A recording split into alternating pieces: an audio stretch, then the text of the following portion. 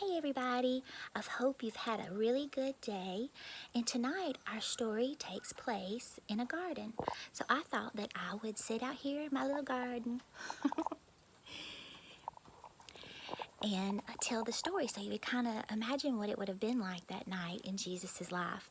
So the birds are still chirping a little bit, the crickets are starting to come out, and the sun's going down.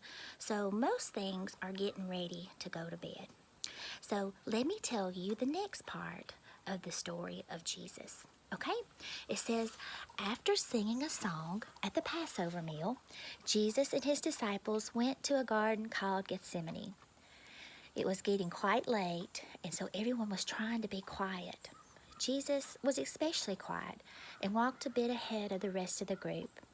He looked as if he was sad and upset about something, so he stopped and whispered to his disciples, "Sit here while I pray." Then, with Peter, James, and John, he walked just a little bit further and told them, "My heart feels heavy and I feel very sad. Please stay here and keep watch. I need somebody close by." The disciples looked at each other because they'd never seen Jesus like that before.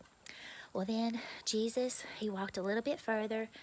Next to a big tree, he knelt down with his face to the ground and he began to talk to God. He prayed, "Father, I know that I'm about to go through some horrible things. I wish I wouldn't have to, but it doesn't matter what I want.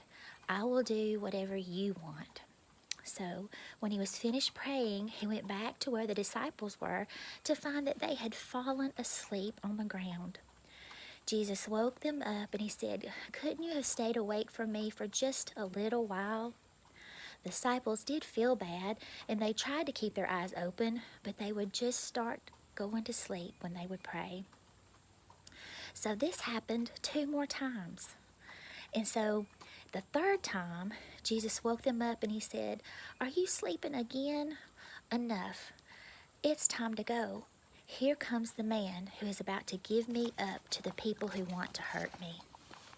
Well, while he was speaking, Judas, one of Jesus' disciples, was coming toward him. He was followed by a large crowd of people who were carrying swords.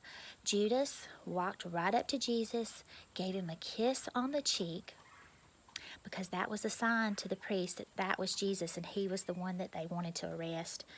Jesus, he just let them take him. But one of the disciples of Jesus didn't like what was happening, so he wanted to stick up for Jesus. So he took out his sword and he cut off his ear. So Jesus said, "Enough. I don't want this to get out of hand." So he reached up and to the man whose ear had been hurt, and he healed him instantly. Jesus spoke to all those around him. "If I had wanted to, I could pray to my Father for help.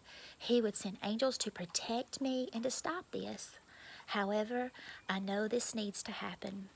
The disciples didn't know what to do, and they were afraid that they were going to get arrested too, so they ran off, leaving Jesus to be arrested alone.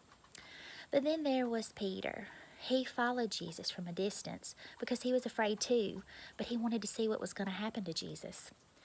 They took Jesus to a man called Caiaphas, who was the high priest. He made a lot of big decisions, and a lot of other important people, they would say. They were all gathered together, and they were trying to find a reason to arrest Jesus because, Jesus had never done anything wrong. But the people just didn't want to believe it. And so Caiaphas asked Jesus, he said, "Are you the Messiah, the Son of God?" Jesus replied, and he said, "I am the Son of God." But Caiaphas didn't believe it, and the group didn't either, and that's when they decided to kill him. Well, meanwhile, Peter, he was outside the place where they'd taken Jesus, and a servant girl came up to him and she said, "Aren't you with that man named Jesus?" And, well, Peter said, "Well, no, I don't know what you're talking about." So Peter started to walk away, but the girl spoke even louder. "I'm sure you are one of those men that are friends with Jesus." And Peter said, "No, I don't know what you're talking about." Well, more people started asking Peter the same thing. And Peter got upset and he said out loud, he said, "I don't know this man you're talking about. I have never talked to him." Right after that, Peter said this. A rooster crowed, and he remembered something that Jesus had said to him. Before the rooster crows, you will turn your back on me 3 times. When Peter remembered this, he was very sad because Peter was one of Jesus' closest friends. And now he had lied and said he didn't even know him. Peter started to cry.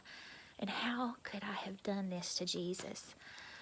You know, I was thinking about this story and I thought, how many times have I felt like the disciples when I had let Jesus down or hurt him or hadn't been a good friend or things like that. And then I thought, well, how many times have I been like Jesus where my heart was heavy and sad and didn't know what to do? But what did Jesus do?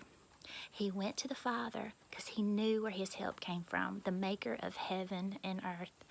And so when you're getting ready for bed tonight, when you're talking to Jesus, I want you to thank him for what he did for you that day. That even though his heart was heavy and sad, he said, Father, not what I want, but what you want is what I want to happen. So thank him for that.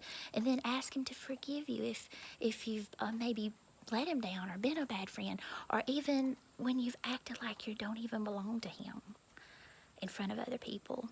So tell him that you're sorry, and then ask him to help you if your heart is heavy or sad.